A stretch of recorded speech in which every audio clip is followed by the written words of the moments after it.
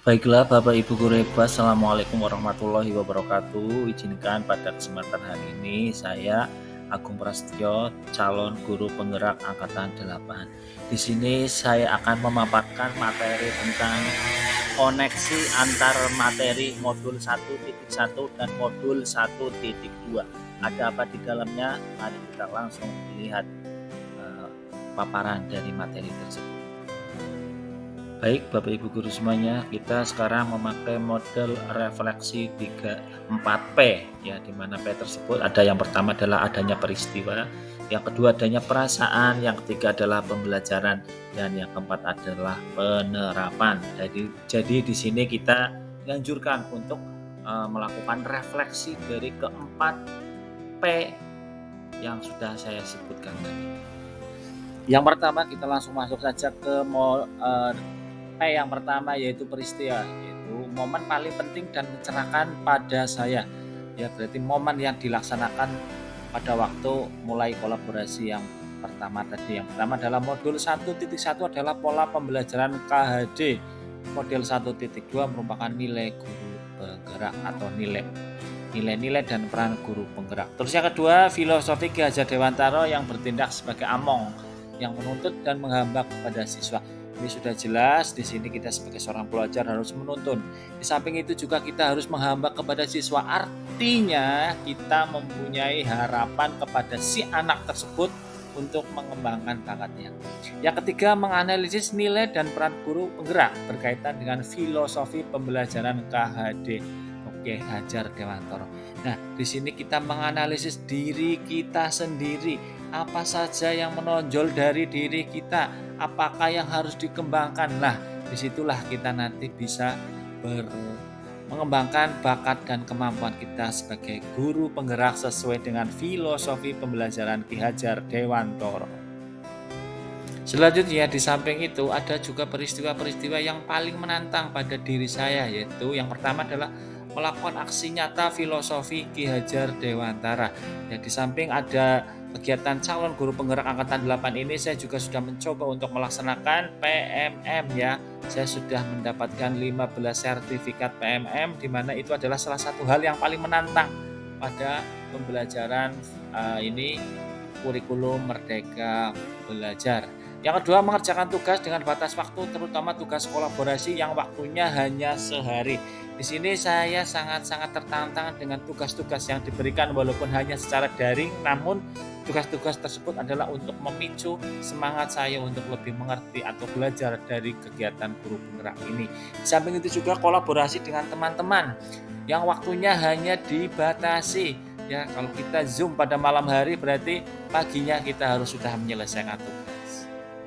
Peristiwa yang selanjutnya terjadi adalah kaitan antara modul 1.1 dan modul 1.2, di mana filosofi Ki Hajar Dewantara menghamba kepada siswa, di mana pembelajaran berorientasi pada siswa. Kalau filosofi Ki Hajar Dewantara menghamba kepada siswa ini sesuai dengan modul 1.1. Sedangkan pembelajaran berorientasi pada siswa, di sini siswa belajar menjadi seorang pemimpin dalam pembelajarannya. Baiklah, untuk selanjutnya setelah adanya peristiwa, saya selanjutnya merasakan adanya suatu perasaan, di mana perasaan itu saat mengikuti kegiatan, momen yang terjadi pada diri saya bagaimana. Saya merasa bahwa seperti garam yang di lautan, sehingga sudah banyak sekali yang ilmu-ilmu yang saya pelajari dari kolaborasi dengan teman-teman CGP. Tidak banyak sebuah ilmu yang menurut saya peroleh, namun dengan kolaborasi kita bisa berbagi ilmu. Maksudnya di sini adalah seperti garam di lautan. Ini banyak sekali para praktisi, banyak sekali para ahli, banyak sekali teman sejawat, banyak sekali calon guru-guru penggerak yang menurut kami adalah mereka adalah sangat-sangat luar biasa, sehingga saya di antara mereka benar-benar marilah kita bekerja sama berkolaborasi untuk memajukan pendidikan Indonesia. Lalu hebat selanjutnya adalah pembelajaran. Pembelajaran dari kegiatan tersebut sebelum kegiatan ini saya lakukan, saya merasa hanya seperti guru biasa yang hanya melihat siswa untuk duduk diam, mendengarkan, dan guru sebagai pusat pembelajaran. Ini adalah masih menggunakan teknik yang lama. Yang kedua, hanya melihat objektifnya saja, karena ada materi yang harus selesai pembelajarannya, yang harus sesuai target dan KKM nilai yang harus dicapai.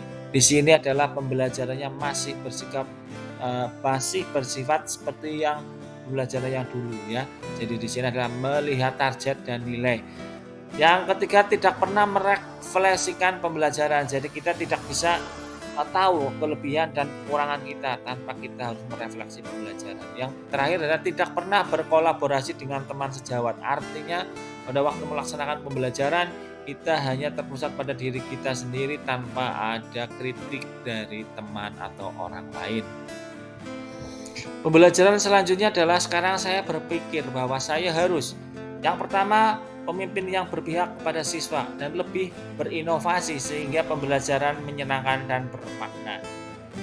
Yang pertama adalah kita sebagai pemimpin dalam pembelajaran harus berpihak pada siswa dan kita harus lebih berinovasi agar pembelajaran lebih menyenangkan dan bermakna. Yang kedua, menjadi murid yang berkepemimpinan ya.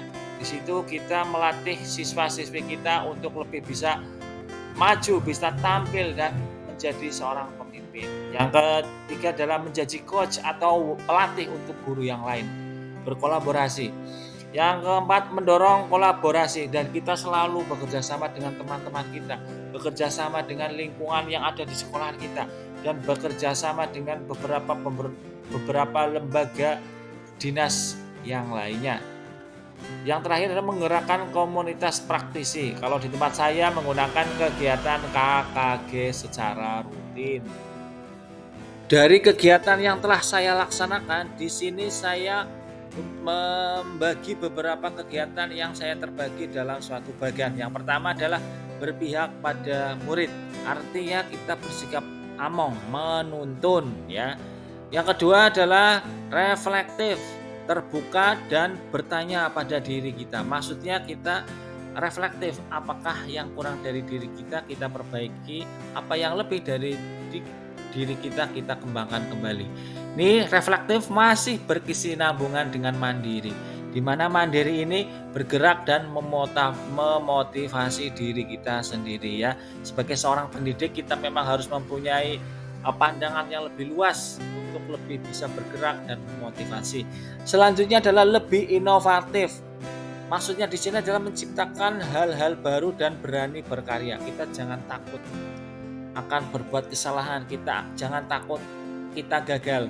Kita coba dari diri kita sendiri menciptakan hal-hal baru yang bisa menghasilkan suatu produk yang lebih berkualitas. Yang selanjutnya adalah kolaboratif, bekerja sama dalam komunitas praktisi.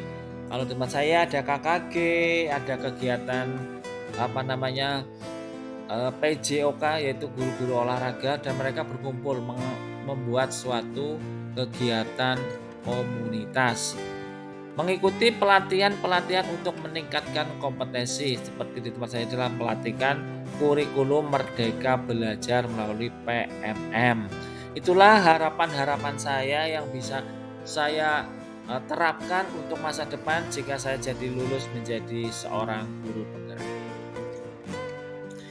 Begitu tadi Bapak Ibu guru hebat yang lainnya yang saya bisa sampaikan kepada Bapak Ibu semuanya. Semoga dengan pemaparan yang saya gunakan ini bisa menginspirasi Bapak Ibu semuanya, bisa menjadi penyemangat untuk Bapak Ibu guru semuanya untuk lebih bergerak, tergerak dan menggerakkan. Artinya mensukseskan pendidikan yang ada di Indonesia dan mengembangkan kegiatan potensi guru yang ada pada diri Bapak Ibu semuanya. Akhirnya cukup sekian, saya akhiri. Billahi taufiq wal hidayah. Wassalamualaikum warahmatullahi wabarakatuh.